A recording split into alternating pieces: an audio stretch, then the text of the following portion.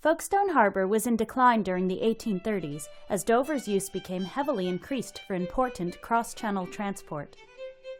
The harbour was acquired by the South Eastern Railway in August 1843 for redevelopment, and a branch line to it was planned. The line was built in 1844 from the main line at Folkestone Junction and was double-tracked going towards the viaduct across the harbour. In 1847, a swing bridge was built to allow the entire line to reach the end of the southern pier. Finally, in 1848, the line was approved by the Board of Trade for passenger use, and the station was opened on the 1st of January, 1849. The station was temporarily replaced by another one on a different site in 1856. This second station went through a series of temporary closures as follows: from the 29th of November 1915 until the 1st of March 1919, from the 4th of September 1939 until sometime in 1945, from the 13th to the 20th of March 1960, and finally from the 1st of January to the 11th of April 1992.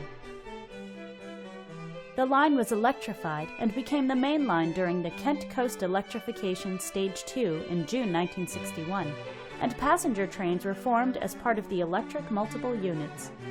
Freight services were withdrawn from the station on the 17th of August, 1968. In 1994, the opening of the Channel Tunnel, through which the Eurostar operates, led to the majority of ferries moving to other ports in the southeast. As a result, the station at Folkestone Harbour only had 2 services per day arriving at it, which connected with the Hoverspeed Seacat services. When these were eventually moved all the way to Ramsgate, the station closed to ordinary rail traffic completely in 2001. After 2001, the line at Folkestone Harbour was changed into single-track use for occasional operational purposes, although the disused track is still in position. Until 2009, Venice Simplon Orient Express, a vintage train, operated 2 scheduled services per week to Folkestone Harbour Station on its London to Paris route. The services ran on Thursday and Sunday between March and November, when the British Pullman service terminated there. However, the passengers were transferred by coach to the Eurotunnel terminal, where they would eventually join a Eurotunnel shuttle to Calais to pick up the Orient Express in France.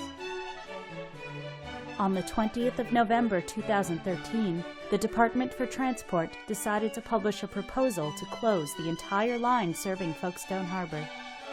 The consultation process on the closure of the station ended on the 28th of February 2014, and the line was permanently closed on the 31st of July 2014.